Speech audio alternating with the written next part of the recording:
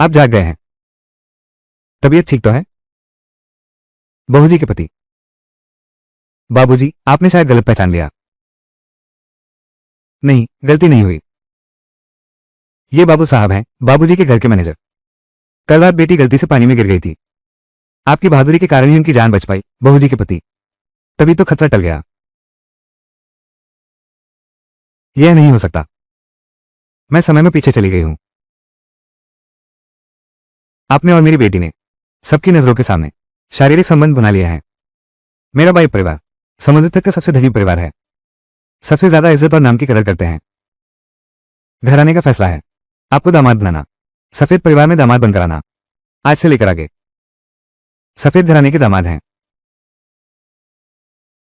मैं प्राचीन समय में आ गया हूं और माता पिता दोनों भी नहीं रहे, मेरे ही नाम का एक गरीब विद्यार्थी के पास। ये तो वही है जिसकी मैं हमेशा से चाह रहा था, आराम की जिंदगी। सोचा न था कि पिछले जन्म में इतनी मेहनत करने के बाद भी वह आराम की जिंदगी नहीं मिल पाई। इस जन्म की शुरुआत ही ऐसी होगी, सामने लाकर मुंह तक पहुंचा दिया। मेहनत का फल मिलता है, यह बात बिल्कुल सच है। मेरे रास्ते से हटो। मैं तो देखना चाहता हूं कौन है वो अंधा व्यक्ति जो मेरी चचेरी बहन का पति बनने लायक है। तुम हट जाओ। बाहर इतना शोर क्या है? मुझे अंदर क्यों नहीं आने दे रहे? ये तो वो लू जुंजी हैं। ये मालकिन के मामा हैं, लू युआनशान साहब के इकलौते बेटे हैं। इनकी नजर हमेशा से मालकिन पर रही है। शायद यही वजह है उन्हें आपकी और मालकिन की सगाई के बारे में पता चल गया है। वो तो आप पर ही निशाना साध रहे हैं। तो ये तो चाटो निकला। तो इस तरह दबाव बनाने आए हो? तो तुम ही शुए हो। इतना फूहड़ और गरीब दिखता है। मेरी चचेरी बहन किंगमिंग बहुत नाजुक और कीमती है। उसकी तरफ आंख उठाने की तुम्हारी हिम्मत कैसे हुई? अगर समझदार हो तो तुरंत यहां से चले जाओ। बात तो सही कर रहे हैं युवराज लू, आपकी बात में दम है। समझदार इंसान है। ये रही 100 तोले की राशि। तुम्हारे जैसे निर्धन विद्यार्थी के लिए कई वर्षों तक पर्याप्त होगी। पैसे ले लिए? बिल्कुल नहीं कर सकते।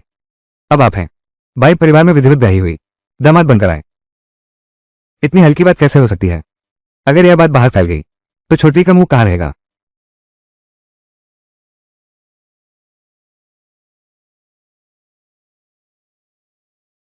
श्रीमान लू, आपकी यह ईमानदारी पर्याप्त नहीं है।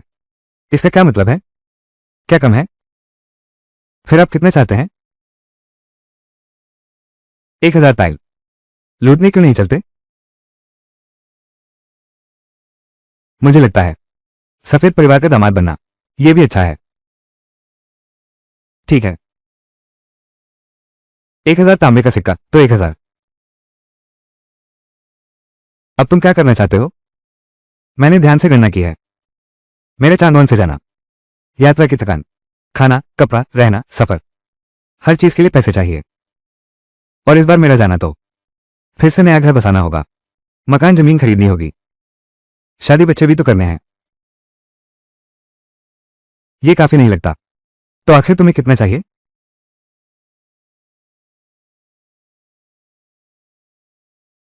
जैसे ही वो बैंक नोट मिलेगा मैं तुरंत अपना सामान बांध लूंगा और लिन आन छोड़ दूंगा, एक पल भी रुके बिना। 5000 तांबे के सिक्के। तुम तो एक डाकू हो। दिमाग में सिर्फ बुराई। तुम तो बस चाहते हो कि मैं किंगमिंग को छोड़ दूं। कम से कम मुझे चैन से जाने दो। ये 5000 तोला तुम्हारे भविष्य की तुलना में उससे शादी करने की इच्छा। 5000 तोला बस एक बूंद है सागर में।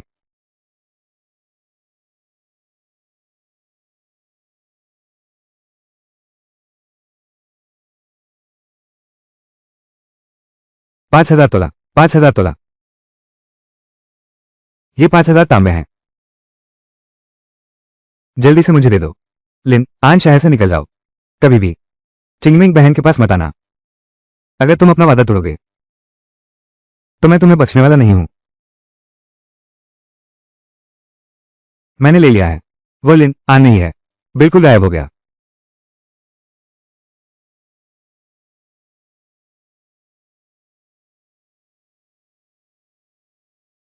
अब क्या होगा? इससे तो मुझ बूढ़े को, मालकिन को क्या जवाब दूंगा? उसके साथ खेलो, मैं नहीं जाऊंगी।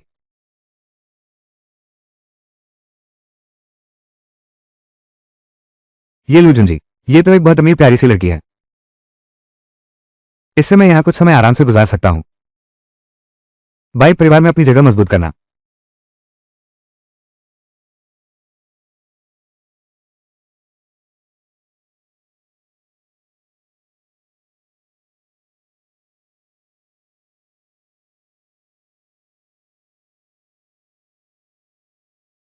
यही है मेरी वो अमीरों की अमीर पत्नी। ये है उसकी शानदार पर्सनैलिटी। ये तो एकदम सही अमीर खूबसूरत लड़की है। अगर पिछले जन्म की बात करें तो वो तो पूरे देश की आदर्श महिला होती। इस बार तो बड़ा फायदा हो गया।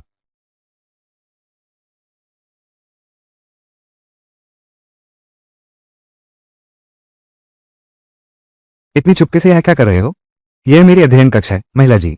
बिना अनुमति के प्रवेश वर्जित है। हम तो अपने ही लोग हैं। तुम्हारा अपना कौन है? तुम्हारा चेहरा ही शक पैदा कर रहा है। क्या तुम मुझे नहीं पहचानते? ये शू ये है, तुम्हारी बड़ी बेटी का दामाद, तुम्हारा बहनोई होंगलुवान। उसे अंदर आने दो।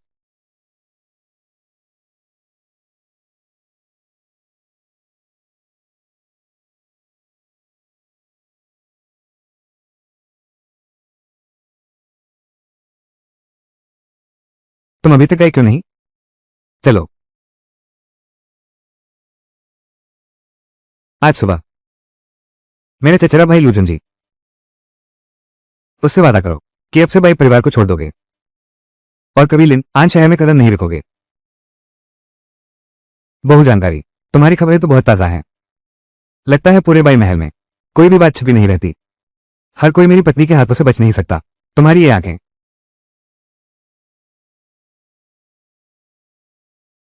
पत्नी, ये सब उस लू जुंजी को देखने के कारण है। बहुत घमंडी हो गया था, साथ ही उसे सबक सिखाने का मौका मिल गया। मेरा ये काम तो ईश्वर का न्याय करने जैसा ही है। अमीरों को लूटो। तुम्हें लगता है मैं यकीन करूंगा? मैं शूये आसमान की कसम खाता हूं, अपनी पत्नी के प्रति और बाई परिवार के प्रति मेरी वफादारी बिल्कुल पूरी है। मेरा दिल एक ही है। और फिर वो लो जुंजे तो है ही। साफ दिख रहा है उसका इरादा अच्छा नहीं है। मैं भी तो बेगम आपके लिए ही कर रहा हूं। उसे एक सबक सिखाऊंगा ताकि हमारे घर की आमदनी बढ़े। चिकनी चुपड़ी बातें करने वाला, तुम्हें डर नहीं लगता? जब लो जुंजे को हो जाएगा, अदालत में शिकायत कर देगा। मैं तुम पर धोखाधड़ी का मुकदमा करूंगा। 5,000 तोले चांदी, इतने से तुम जेल में अपनी आधी जिंदगी काट सकते हो। प्रिया, इस बात की तुम चिंता मत करो। वे मुकदमा नहीं कर सकते। उसके पास कोई लिखित सबूत नहीं है। बिना सबूत के सिर्फ बातों पर कौन यकीन करेगा? और फिर यह मामला भी ऐसा है, अगर यह बात बाहर गई तो बदनामी तो उन्हीं लू परिवार की होगी। उनका परिवार इतना इज्जतदार है, कभी इसका खुलासा नहीं करेगा। ये चुपचाप सहने वाली मुसीबत उन्हें ही झेलनी पड़ेगी। ये कंजूस शुए इतना बड़ा मुंह मारने की हिम्मत करता है। अब मुझे दोबारा अपनी शक नहीं दिखानी चाहिए। मुसीबत हो गई है। क्या हुआ? वो शुए, वो गया ही नहीं। इसे दोबारा कहो। ये 100% सच है। बाई हवेली के सभी नौकरों ने यह देख लिया है। उसने आपका पैसा ले लिया, लेकिन वहां से जाने का उसका कोई इरादा नहीं था। शुए, तुम कितने प्यारे हो। तुम्हारी हिम्मत कैसे हुई मुझसे यह मांगने की? मेरे 5,000 सोने के सिक्के। तुमने मुझे ठगने की हिम्मत की? तुम मेरे लिए रुको। मेरा तुमसे यह सिलसिला खत्म नहीं हुआ। मैं तुम्हें सबक सिखाकर रहूंगा।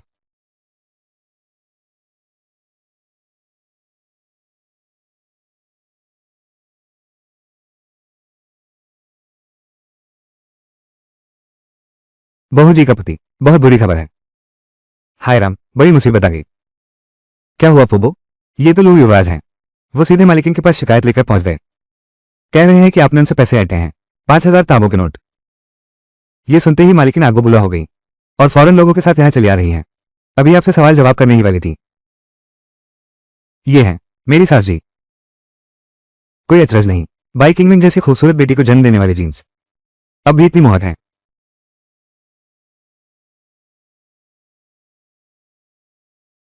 सास जी, यही शू ये हैं।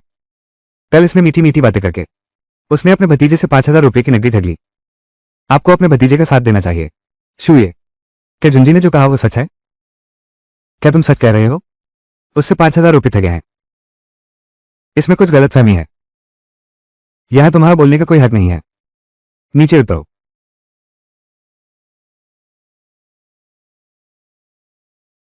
सासू जी, आप तो समझदार हैं। मैं बिल्कुल बेकसूर हूं। चचेरे भाई से पैसे ऐंठे थे। असल में तो तुम हो। मेरे 5,000 रुपये लेकर ठगा। अभी मुकर रहे हो? मैंने वाकई पैसे लिए थे। चचेरे भाई ने 5,000 चांदी के नोट दिए। उसने स्वीकार कर लिया। जूए, मेरे भाई परिवार ने तुम्हारी बेटी को बचाने की सेवा को मान्यता दी है। तुम्हें परिवार में दामाद बनने की अनुमति दी जाती है। तुम कृतघ्न हो। इसके बावजूद तुमने इस हवेली में इस तरह की जबरन वसूली और धमकी भरी हरकत की। परिवार की सजा दो। अब तुम्हारे पास क्या कहने को बचा है? कल तुमने मुझसे खुद कहा था, ये 5,000 तांबे तुमने मुझे और किंगमिन को देखा शादी के बंधन में बंधते हुए, दिल से खुश होकर, हमारी शादी का तोहफा बनाकर हमारे लिए लाया है। अब मैं तुम्हें कैसे ब्लैकमेल करने लगा? तुम बिना वजह बहस कर रहे हो। साफ साफ तो तुम हो। मैं क्या? तुम खुद मुझसे मिलने आए थे, खुद पेशकश की मुझे पैसे देने की। वो तुम ही थे जिन्होंने खुद वो चांदी के सिक्के मेरे हाथ में दिए। वो भी तुम ही थे। क्या मैंने कभी तुम पर जबरदस्ती की?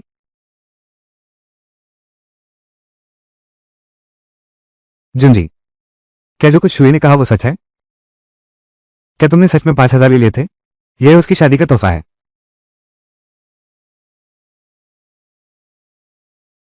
धर तेरे की। बुआ को किसी हाल में पता नहीं चलने देना। मैंने पैसे देकर शुई को राजी कर लिया। भाई परिवार को छोड़ दो, नहीं तो जरूर बुआ की नजर में खटकेगा। यहां तक कि पिताजी पर भी असर पड़ सकता है। परिवार की महत्वपूर्ण योजनाओं को प्रभावित करने वाली बात। चूंकि यह एक गलतफहमी है, तो इस मामले को यहीं समाप्त करते हैं। अब से घर के सभी छोटे बड़े मामलों में अनावश्यक हंगामा न करें, वरना लोग हंसी उड़ाएंगे, मजाक बन जाओगे। शुए, तुम मेरा इंतजार करो। ये बात यहां खत्म नहीं हुई। तुम देख लेना। भैया धीरे चलना, फिर से पैसे लेकर आना। दफा हो जाओ। तुम संभल कर रहना। मेरे साथ पंगा लेने की कोशिश की। तुम अभी बहुत अनुभवहीन हो। युवती, मालकिन इतनी जल्दी क्यों जा रही हैं? अभी तो हमने सुना था कि मालकिन भांजे को लेकर क्रोधित होकर दामाद से निपटने आए हैं, इसलिए हम जल्दी से यहां आए। ये दामाद थोड़ा सक्षम तो लगता है। इतनी बड़ी धूमधाम बस कुछ ही शब्दों में सुलझ गया।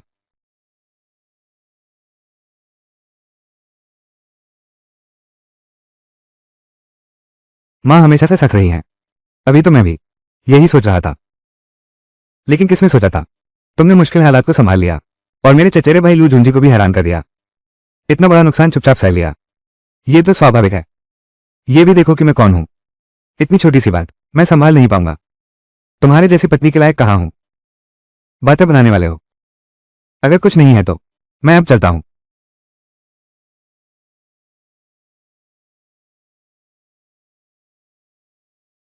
तुम्हारा चेहरा कुछ उतरा हुआ लग रहा है। क्या कोई बात हुई है? इन दिनों बेगम साहिबा सभी दुकानों का हिसाब किताब इतनी व्यस्त है कि खाना तक नहीं खा पा रही हैं। अभी अभी सुना मालकिन अपने भतीजे के साथ आई हैं।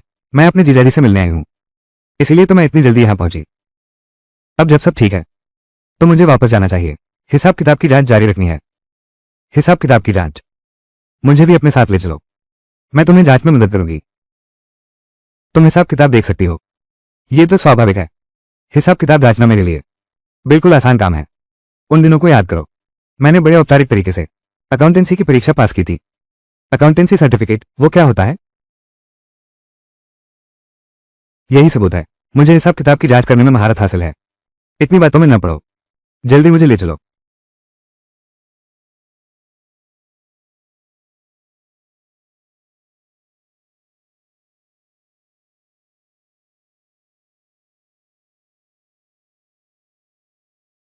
बैठिए।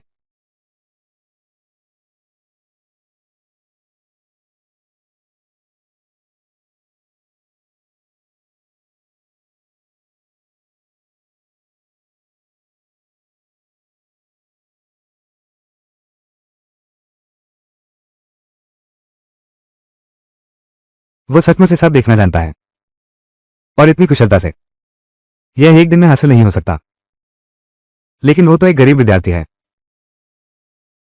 उसे यह व्यापारिक तरकीबें कहां से आती? ये बही खाता तो गड़बड़ लगता है। क्या समस्या है? शहर के दक्षिण वाली चावल की दुकान, पिछले 3 महीनों के बिक्री के आंकड़े और नुकसान का प्रतिशत भी सामान्य से 2 गुना ज्यादा है। शायद कोई व्यक्ति है जो फर्जी हिसाब कर रहा है, माल की कीमत हड़प रहा है। दक्षिणी शहर की चावल मंडी, दक्षिणी इलाके की चावल की दुकान हमेशा प्रबंधक हो के जिम्मे रही है। प्रबंधक हो, इस आदमी की पृष्ठभूमि क्या है? वो मां है। ये लोग परिवार से आई हुई वरिष्ठ सेविका है। चावल की मंडी के प्रबंधन के मामले में कुछ समय पहले हम सुधार करना चाहते थे कुछ दुकानों के वरिष्ठ कर्मचारियों को, लेकिन मामा ने मां के पास जाकर समझाने की कोशिश करो। यह मामला धीरे धीरे दब गया। शायद ये सिर्फ लेखा बही की समस्या नहीं है, बल्कि कोई है जो बाई परिवार की संपत्ति हड़पना चाहता है। काम बिगाड़ने वाला। इस बात का पूरा दोष मुझ पर नहीं डाला जा सकता। सारा इल्जाम उस शुई पर है। वो बिल्कुल एक बेईमान व्यक्ति है। उसने मेरा पैसा ले लिया। हैरानी की बात है, उसने इसे स्वीकार ही नहीं किया। 5,000 टाका, वो मेरे 5,000 टाका थे। वो सब उसके हाथों सस्ते में चला गया। ठीक है, ठीक है।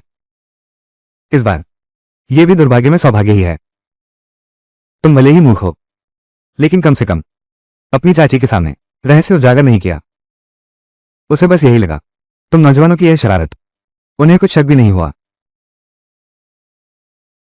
जब तक उनका मुझ पर भरोसा है, मैं उनका बड़ा भाई हूं, तो आगे चलकर हमारे पास और भी मौके आएंगे। अब हम क्या करें? इतनी जल्दी क्यों? तुम समझते हो, मेरी इतने सालों की मेहनत और योजना सब कुछ बेकार थी। सच कहूं तो मैंने बहुत पहले ही बाई परिवार के मुख्य व्यवसायों में अपने लोग बैठा दिए हैं। बस सही मौके का इंतजार है। उस समय पूरी बाई परिवार की संपत्ति सब हमारी हो जाएगी। सब हमारा हो जाएगा। हमारी हो जाएगी। सब कुछ हमारा हो जाएगा।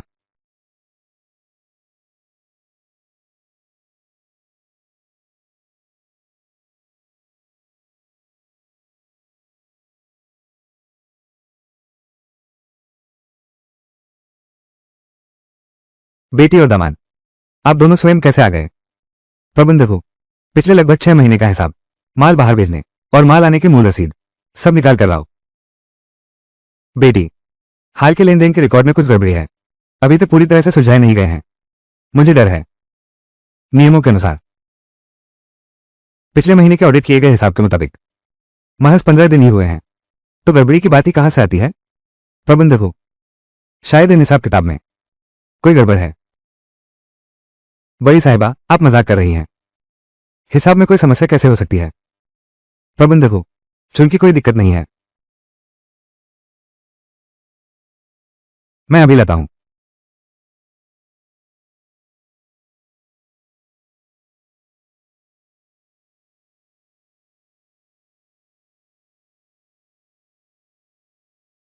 तुमने आस्तीन में क्या छुपा रखा है? कुछ नहीं।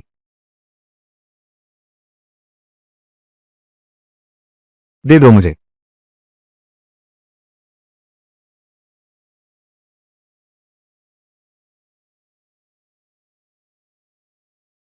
दक्षिणी शहर का चावल व्यापारी, 5 ताव सिल्वर पूरे के पूरे।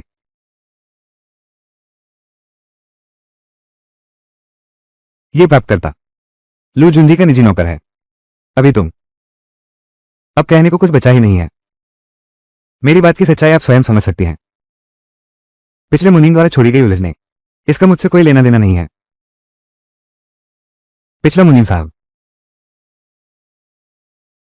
और हस्ताक्षर और अंगूठे का निशान लगा दिया।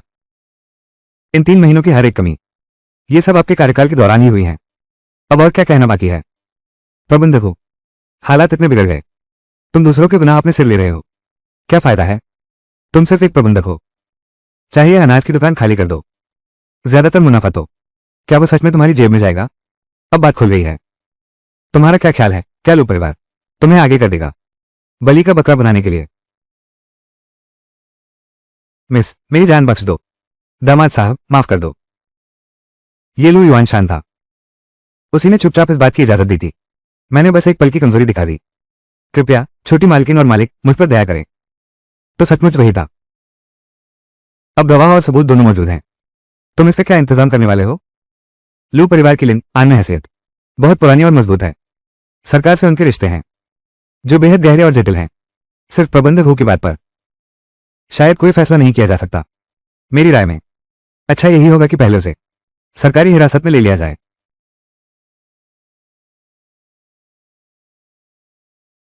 होती नहीं है निकम्मा आदमी। इतनी आसानी से हमारी कमजोरी पकड़ ली गई। सब उस शुए की वजह से है। जब से वो आया है हमारा काम हर जगह अटक रहा है। अगर वो न होता, मिसबाई हिसाब नहीं चेक करती, इतनी बारीकी से जांच नहीं करती, इतनी जल्दी सबूत मिल गया। लगता है शुए ये लड़का हमारी सोच से कहीं ज्यादा मुश्किल है। जल्दी कोई रास्ता निकालना होगा। इस मुसीबत को जल्द से जल्द खत्म करना होगा।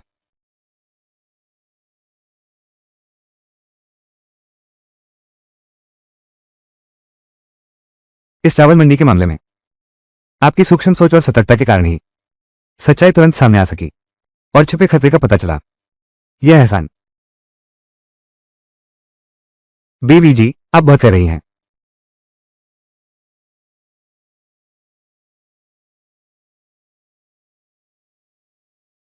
ये तो ये पश्चिमी झील अकादमी की है। ये प्रवेश दस्तावेज है। हालांकि तुम्हारी शादी बाई परिवार में हुई है, लेकिन लू परिवार का प्रभाव बहुत बड़ा है। अगर तुम्हारे पास कोई उपाधि नहीं होगी तो तुम्हारा वहां टिकना मुश्किल होगा। लेकिन तुम चिंता मत करो, मैंने सबकी व्यवस्था कर दी है।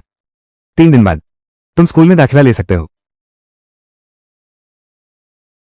पढ़ाई करो। मुझे तो स्कूल भी जाना है। तुमने 10 साल कठिन परिश्रम कर पढ़ाई की है, प्रतिष्ठित विद्यालय में प्रवेश पाया है, परिवार का नाम रोशन किया है। अगर तुम्हारे पास उपाधि होगी तो लू परिवार तुम्हें हाथ भी नहीं लगा पाएगा। यह भी जरूरी है। उससे डर लगता है। यह नहीं हो सकता सर। मैं तो समय में आ गया हूं, अमीर घर का दामाद बनकर। अभी तो आराम की जिंदगी शुरू ही की थी। अब वापस क्यों जाना है पढ़ाई और परीक्षा में? यह स्क्रिप्ट तो गलत लग रही है। आराम से जिंदगी का मजा ले रहा हूं। मैं तुम्हारी बहुत शुक्रगुजार हूं।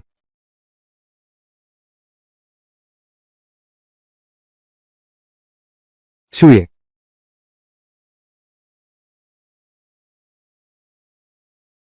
ऐसा मत सोचना कि तुमने बस दाखिले का दस्तावेज पा लिया है तो वेस्टलेक अकेडमी में चले जाओगे।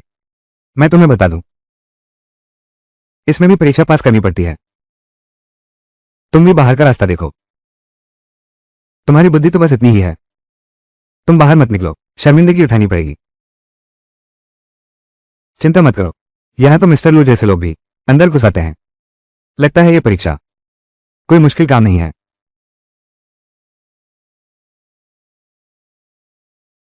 देखते हैं तुम अभी हंस पाते हो या नहीं। अभी आगे देखेंगे।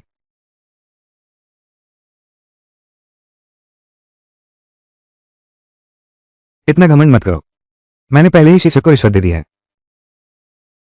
इसे बदलकर ऐसा बना दिया है कि अकादमी के विद्वान भी शायद न सुलझा पाए आसानी से हल होने वाली मुश्किल समस्या।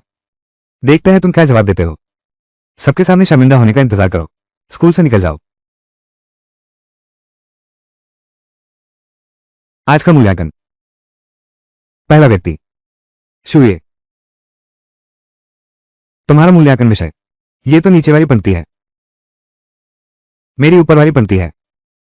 हर सुबह सुबह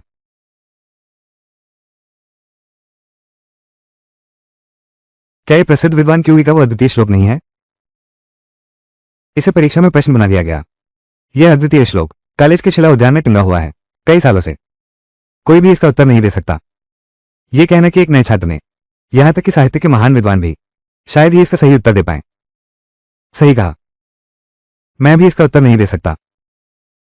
भले ही तुम थोड़े चतुर हो, लेकिन तुम बिल्कुल भी इसका मेल नहीं कर पाओगे। यह अद्वितीय और अत्यंत कठिन पंक्ति है। तुम्हें विद्यालय से निकाले जाने का इंतजार करना चाहिए और पूरे दिन आन शहर में मजाक का पात्र बनना चाहिए। शुए, ये पंक्ति तुम्हारे प्रवेश परीक्षा का हिस्सा है। अगर तुम इसका उत्तर नहीं दे पाए तो नियमों के अनुसार तुम्हें प्रवेश नहीं मिलेगा। किसने कहा मैं नहीं बना सकता? सब ध्यान से सुनिए। बादल लंबे हैं, लंबे लंबे लंबे। सच में उसने बना दिया। बचपन में मेरे पिता ने मुझे जबरदस्ती कविताएं याद करवाई थी, मुझे फंसाने की कोशिश की एक असंभव कविता देकर। यह सोचा नहीं था मेरे पास खुद का प्रश्न बैंक है। तुमने ऐसा किया, सच में उत्तर मिल गया। यह असंभव है। तुमने अनुमान से बताया होगा। इतना कठिन सवाल, तुमने सही जवाब दे दिया। फिर से एक सवाल पूछो। अगर तुम सही जवाब दे दो तो मैं तुम्हें 5,000 दिए देता हूं, लेकिन अगर नहीं दे पाए तो इस स्कूल से निकल जाओ। हिम्मत है? कोई पैसे दे रहा है तो मैं क्यों नहीं लूंगा? उससे जानलेवा सवाल पूछो। जरूर पूछिए।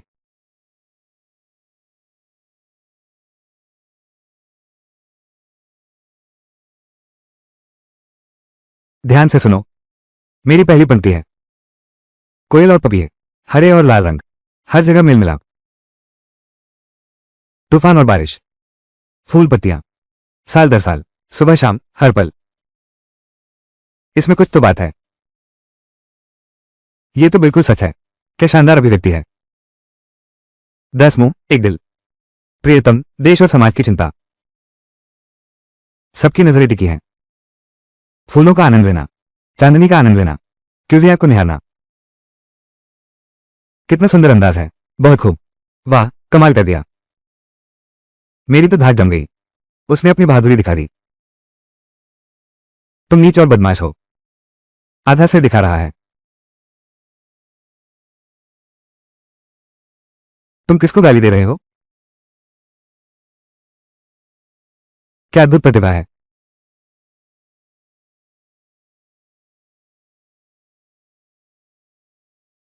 खून क्यों निकल रहा है?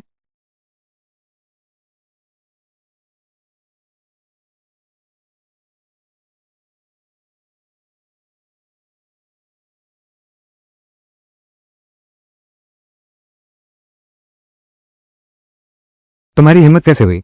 उसने शिक्षक का सार्वजनिक अपमान किया। यह तुम्हारी बहुत बड़ी रिश्ता है। खाना गलत खा लो तो चल सकता है, लेकिन बातें गलत मत बोलो। सबने देख लिया है। वो खुद ही जमीन पर गिरकर खून उगल रहा था। इससे मेरा क्या लेना देना? बात तो सही कह रहे हो। असल में गुरुजी खुद ही गिर पड़े। बात तो यह है कि सारा दोष तुम वीरेंद्र पर है। तुमने ही शर्त बढ़ाई थी, उन दोनों को श्लोकों की प्रतिस्पर्धा में उलझाया। हाँ, सही कहा। सब तुम्हारी गलती है। सारी गलती उसी की है। चुप रहो। राजकुमार लो, बेकार की बातें मत करो। दांव लगाया तो हार मानो। बुद्धिमत्ता। तुम सीमा से आगे मत बढ़ो। राजकुमार लू, क्या तुम अब भी सबकी नजरों के सामने कर्ज चुकाने से मुकर नहीं सका? मैं कर्ज चुकाने से कभी नहीं मुकरूंगा।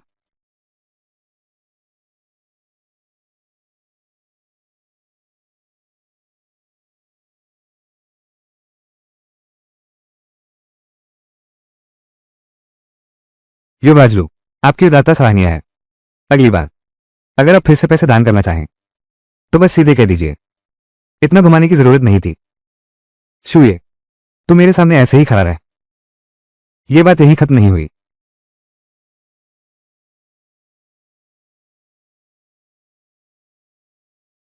ये शूये बहुत तेज दिमाग है, जिद्दी और आजाद मिजाज है।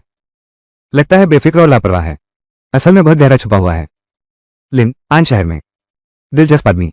फिर से 5,000 तक आमदनी हुई। ये लू जुंझे, बिल्कुल मेरा धन भेंट करने वाला दूत है। बहुत बहुत शुक्रिया। ज्यादा शोर मत मचाओ, शांत रहो। ये तो आम बात है, रोज का काम है। जल्दी से जाकर देखो। ये सब कैसे हो गया?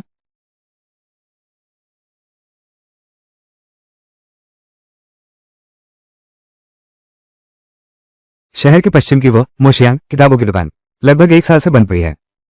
जगह अच्छी है, ये सही है, लेकिन हमेशा घाटा ही हो रहा है। मैनेजर कई बार पूछ चुका है। कैसे चलाते रहें या बेचकर छुटकारा पाएं? वो किताबों की दुकान पिता के गुजरने के बाद से कभी खास चली नहीं।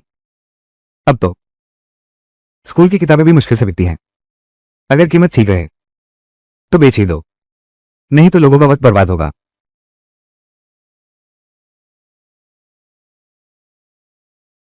क्यों न किताबों की दुकान मुझे सौंप दो। अगर दुकान तुम्हें दे दूं, क्या तुम जानते हो दुकान चलाना? ये तो मैं जानता ही हूं। मेरे पास अपना तरीका है जिससे किताबों की दुकान फिर से चल निकलेगी और पैसे भी कमाए जा सकेंगे। दामाद जी, यह व्यापार चलाना सिर्फ कुछ किताबी बातें पढ़ लेने से नहीं आ जाता। किताबें छापने का काम, मेहनत तो छोड़ो, मुनाफा भी कम है। वो किताबों की दुकान अब चल नहीं पा रही। नई तकनीक अपनाना नहीं आता। बड़ा, ये आम किताबें नहीं हैं। तो फिर तुम क्या करोगे? रंगीन छपाई। रंगीन छपाई वो क्या है? उसकी चिंता तुम मत करो, बस प्रेस मेरे हवाले कर दो। बाकी सब मैं खुद संभाल लूंगा, तुम खुद संभाल लो। शुरुआती पूंजी कहां से आएगी? चिंता मत करो प्रिय। शुरुआती पूंजी मैं इसे जुटाने का तरीका जानता हूं। यकीनन घर के खजाने से एक पैसा भी नहीं लूंगा। तुम्हारे पास इतना पैसा कहां से आया? इस बारे में बात करें तो शुक्रिया कहना होगा मेरे उस चचेरे भाई लू जुंजिए का, जिसने पूरा साथ दिया।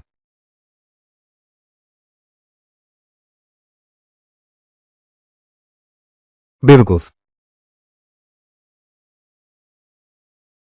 पिछले 5,000 तांबों के साथ कुल मिलाकर पूरे 10,000 तांबे हो गए।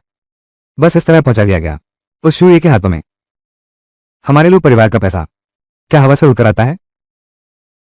तुम देखो अपने आप को, उसे पैसे भेजने के अलावा और कुछ कर सकते हो क्या? मालिक, अभी खबर मिली है।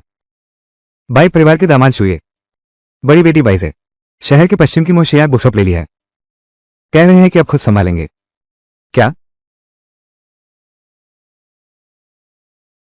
ये तो बस एक टूटी फूटी किताबों की दुकान है। तुम कुछ जानते ही नहीं। वो किताबों की दुकान बहुत अच्छी लोकेशन पर है। मैंने इसमें बहुत मेहनत की, मुश्किल से इसे हासिल किया, लेकिन व्यवसाय ठीक नहीं चल रहा। दिवालिया होने के कगार पर है। बस बाई किंगमिंग का इंतजार है ताकि वो पूरी तरह हार मान ले। मैंने मौके का फायदा उठाना चाहा। इसे सस्ते में खरीदने की योजना थी, लेकिन कभी सोचा नहीं था कि यह लड़का बीच में आ जाएगा। यह मामला आप मुझ पर छोड़ दीजिए। शू ये तो बस किताबी कीड़ा है, उसे व्यापार समझ नहीं आता। मैं गारंटी देता हूं 1 महीने के अंदर मैं उसकी किताबों की दुकान बंद करवा दूंगा। क्या सच में? आप बस देखिए। तो फिर तुम्हें एक और मौका देता हूं। अगर तुमने फिर गड़बड़ की, तुम्हें खजांची से कुछ नहीं मिलेगा।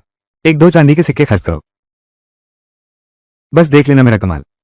मैं इस शूए को जरूर, किताबों की दुकान को बिल्कुल वैसा ही वापस तुम्हें सौंप दूंगा।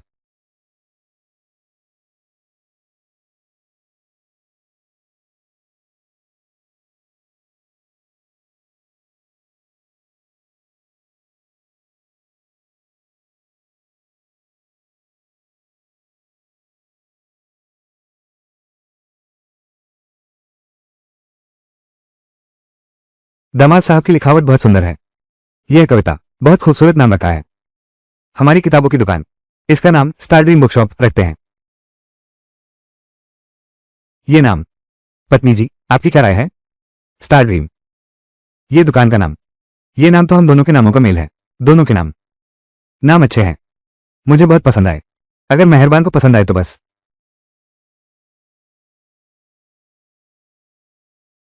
मेहरबान, ये भी देखिए। ये हमारे स्टार ड्रीम बुकशॉप का है पहला उत्पाद, जिसका नाम है स्टार ड्रीम नोट्स। रंगीन कागज का पत्र और हल्की सी फूलों की खुशबू भी आ रही है। तुमने ये कैसे कर दिखाया? ये तो मैं हूं आने वाले समय के रंगीन छपाई के सिद्धांत को मिलाकर फिर सुधार किया। तान राजवंश की शिवता कागज बनाने की विधि में बनाया गया है। इस जमाने में रखा जाए तो बिल्कुल अलग ही स्तर की चीज होगी। किसी को नहीं बताया जाता। पत्नी को क्या लगता है अगर स्टार ड्रीम बुकशॉप में बिके? क्या संभावनाएं हैं? ये चीज, इसका रंग संयोजन बहुत सुंदर है। इस पर बनी हल्की नक्काशी बारीक है। इस पर हल्की सी फूलों की खुशबू भी आती है। अगर इसे बेचा जाए तो शहर की सभी कुलीन कन्याएं और साहित्यिक रुचि वाले ज्ञानी लोग इसे खरीदने के लिए होड़ करेंगे। लेकिन इस चीज की कीमत बहुत ऊंची है। इस पर कम से कम एक तांबे का सिक्का लगना चाहिए, तभी मुनाफा हो पाएगा। 300 तांबे के सिक्के। तुम तो मुझसे घाटे का सौदा करवा रहे हो। 300 नहीं, सिर्फ 3 सिक्के, 3 पैसे। ये कैसे संभव है? लागत से भी कहीं कम है। शूये, क्या तुम मेरे साथ मजाक कर रहे हो? बड़े पैमाने पर बिक्री, आगे चलकर कीमत अपने आप कम हो जाएगी। ये पैसा कमाने के लिए नहीं है, बस नाम कमाने के लिए, ताकि पूरी लिनान शहर को पता चले हमारी स्टार ड्रीम बुकशॉप के बारे में। इसे कहते हैं ट्रैफिक लाने वाला प्रोडक्ट, ग्राहक आकर्षित करने वाला सामान। उसकी सोच बिल्कुल सटीक और पक्की है, लोगों की मनोदशा और बाजार की समझ। बल्कि इसके उलट, ये तो जैसे व्यापार की दुनिया में संघर्ष कर रहे हो दशकों के अनुभव वाले एक महान उद्योगपति। शूये, तुम्हारे अंदर आखिर छिपा हुआ है कितने रहस्य।